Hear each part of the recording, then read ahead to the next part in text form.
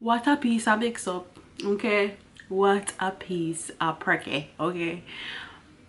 We've seen the JLP being engulfed in scandals and corruption scandals the whole time they've been in power. Well, it's now the PNP term time. None of them are better than none, okay? Whether each one of them in power or not, they're all about the same thing. And Miss Lisa Hanna, with her pretty face and her slim body, just got caught, just put her foot in a big load of doo-doo. Okay, it says cronyism claim Lisa Hanna dodges charges but scolded for contract nepotism. Okay, she dodges charges. Obviously she do something illegal, like all of them do. Lisa Hanna, a legislator and spokesperson for the opposition People's National Party election campaign, has escaped criminal charges but has been slammed for nepotism and cronyism in the award of millions of dollars in contracts in St. Anne in a ruling by the Director of Public Prosecution. And the Director of Public Prosecution is full of BS. These politicians that are in this foolishness and are constantly getting called out for corruption and nepotism and cronyism need to pay the price, okay? We don't need to hear them to get slammed. We don't need people to feel talk about them. We need them to actually be held accountable, okay? Help the DDP make sure them hold entertainers and other people accountable when they couldn't prove beyond a reasonable doubt to them didn't commit a crime. So why can't you put these people behind bars when you have proof that they're doing things that are illegal? What, they're beyond reproach? Richard Lake, the husband of St. Anne Southeast and member of parliament, might however be at risk of being charged. The ruling has been with the Integrity Commission since July of 2019 but has not been made public. Why? I'm afraid of what the public have to say. Anyways, and the DDP Paula Llewellyn, two-faced Paula Llewellyn, who on Thursday confirmed sending her opinion to anti-corruption body, declined to comment on the matter. She always a decline for comment. However, the Gleaner has seen a copy of the state prosecution recommendations that were based on a referral from the Office of the Contractor General, which conducted an investigation into the allegations of improperty and corruption of Hanna's constituency office and the award of contracts by the St. Anne Municipal Corporation. In November of 2017, then Contractor General Derek Harrison asked the DDP to consider whether conflict of interest was involved in Hanna's recommendation of contracts to 12 people linked to the PNP. The DDP was also to rule on whether Hanna, in her capacity as a member of parliament, willfully neglect to perform her duty and or willfully misconducted herself. The ruling said that the OCG findings did not rise to the level of criminal charge, noting that nepotism and cronyism were not offenses under the law here. More would be needed to mount a criminal prosecution, it said. So basically, nepotism and cronyism is when you give people a job that they are not qualified for. You give them a job because you know them sister, auntie, cousin, or them are your friend. You participate in them wedding. You was them best man or best woman. That's what nepotism and cronyism is. And under Jamaican law and constitution, nepotism and cronyism is not illegal, okay? It's not criminal. So they need to switch that up. That is something that needs to be put on the books because politicians keep getting away with this and it's not okay. Hire people that are qualified for the job. Hire people that will get the job done. It cannot be said that as a matter of law, the articulated justification is patiently irrational, the document said, adding that breaches of procurement laws or policies were administrative ones and therefore outside of the DPP's remit. During an appearance before the OCG, Hanna explained that she selected the contractors because they proved to be trustworthy. That's her excuse. Them proved to be trustworthy. What did they do to be proven trustworthy? Is the question. But the DDP said a mistake, misjudgment, neglect, or even dishonesty in the award of government contracts are not in and of themselves sufficient or conclusive to establish a foundation for criminal charges. The DDP assessed, which was also sent to the police, was sculpting. It argued that the OCG reports revealed that a culture of negligence and unethical management in the award of contracts developed in St. Anne Municipal Corporation acting under the ACGs of Miss Hanna.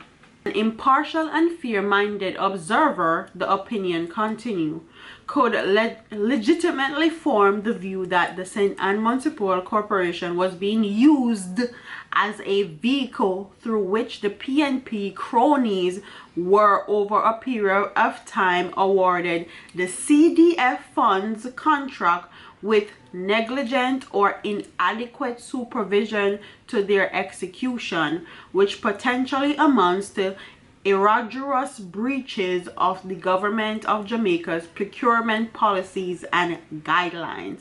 So them get the money and they just let them do whatever they want to do with their money. There was nobody overseeing the contracts. There was nobody overseeing what these people were doing, or even overseeing to make sure that they were doing what they said they were doing and not just taking the money and funneling it into their pockets, basically. There's an undeniable gross mismanagement in the award of execution contracts